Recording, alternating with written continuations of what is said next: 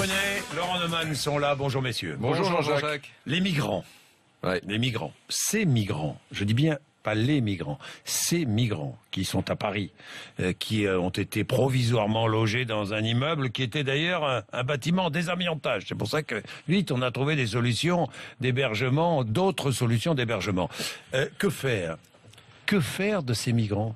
Écoutez, Neumann va avoir une solution. Laurent Neumann. Une bonne solution peut-être, non? Non, d'abord, il faut voir ce qu'on en a fait depuis le week-end dernier, Oui. date de la première évacuation de campement. Certains ont demandé le droit d'asile. Ceux-là, ils ont tous été accueillis en centre d'hébergement. Ensuite, il y a, et ils étaient nombreux, des familles vulnérables avec des enfants. Ceux-là, ils ont été accueillis par la ville de Paris. Pas la ville de Paris en tant que ville, municipalité, mais en tant que département. Parce que c'est le rôle social du département Oui. de s'en occuper. Oui. Et puis, il y a tous ceux qui n'ont pas demandé le droit d'asile. Pourquoi? Qui veulent aller ailleurs. Parce que ceux-là, ils sont de passage à Paris ou en France. Ils veulent passer en Angleterre, parfois dans les pays scandinaves, peut-être en Allemagne ou ailleurs. Or, s'ils font une demande de droit d'asile ici, qu'ils arrivent à passer dans un autre pays, on va les renvoyer ici. Exact. Mais je voudrais dire ici, quand même, un mot. Vous avez lu sans doute la tribune de Cécile Duflot qui a parlé Oui. de Waterloo moral. Moi, je vais vous dire, c'est un Waterloo politique, sa position.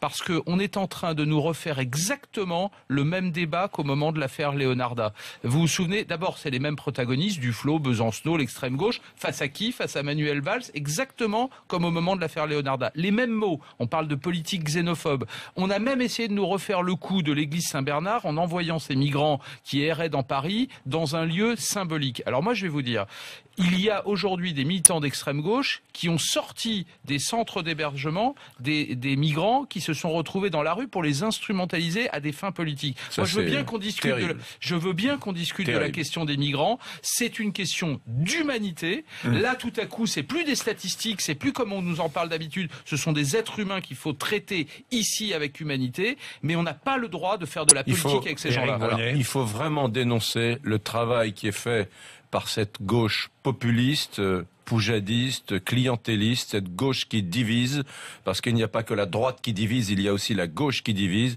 et c'est cette extrême gauche qui fait des bons mots, comme on est dans le Oui, bicentenaire. mais pardonnez-moi. On est dans le bicentenaire de Waterloo. Oui, Cécile d'accord, Duflot. mais enfin, Alors, qui qu'est-ce aidera qu'elle les fait? migrants Non, mais si- attendez, si attendez. les associations Vous ne les avez prennent pas entendu ce qu'a en dit Laurent charge? Neumann? Oui, Vous avez mais attendez, entendu? Jean-Jacques, Vous avez juste entendu un ce qu'a mot. fait? Non, mais je peux juste parler un 2 mot. secondes ou Les pas? associ- oui, les associations. Laissez Eric Non, mais Brunet. les associations, ça Bon. n'est pas Cécile Duflot. Bon, Ouais. d'accord. Ouais. Oui, on est, Donc, ça, on est quoique. d'accord. Bon. Oui. Et donc, Oui. ces associations-là font des coups médiatiques, c'est-à-dire qu'elles vont instrumentaliser, ça n'est pas la première fois, les migrants, les promenant de lieu en lieu, leur faisant croire des choses bidons, tout ça dans la simple intention de servir leurs propres intérêts. Il y a quelques mois, dans le département de l'Ain, une de ces associations a dirigé 43 Kosovars dans une maison qui était la propriété de deux sœurs qui venaient d'en hériter, et donc c'était terrible. Donc ces deux sœurs ont dû partir, et les associations ont dit vous allez rester là. Le préfet a même demandé aux deux sœurs de rétablir l'électricité pour des raisons humanitaires évidentes.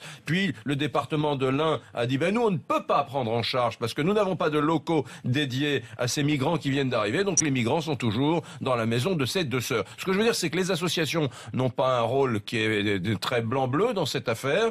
Et à la clé de tout ça, qu'est-ce qu'on a? On a un État qui est dépassé. Parce que la France, il faut le rappeler, dans ce contexte-là, elle décroche. On a 6 millions de demandeurs d'emploi, on a presque 8 millions de pauvres. On n'est plus le grand Oui. État qu'on Non, pouvait mais d'accord, être. mais- On a déjà l'aide médicale d'État qui fait que un clandestin est aujourd'hui mieux pris en charge qu'un citoyen français qui Ouais, n'a pas de mieux. mutuelle, qui n'a pas de mutuelle, si. Oui, qui n'a elle pas est de pris en mutuelle. charge. Voilà. Eric, Donc, si vous voulez, on fait déjà le maximum Bon, Eric, de voir ces associations qui culpabilisent les Français et qui disent regardez comme vous les traitez mal, ça ne me semble pas être la meilleure façon d'aborder le sujet. Attention quand même de pas mettre tout le monde dans le même sac. Il y a des associations, Emmaüs, le Secours Populaire, France Terre sûr. d'Asile. Tous ces gens-là, ils font un travail absolument remarquable. Et en même temps, il faut pas se voiler la face. L'accueil des migrants n'est pas satisfaisant. Le bien droit sûr. d'asile, c'est un fiasco total. Il faut avoir le courage de le dire. Quand on demande à 2 ces ans gens-là, pour examiner près de un dossier. près de 2 ans, et en même temps, quand on prépare un projet de loi où on veut faire passer de 2 ans à 6 ou 9 mois le délai d'attente,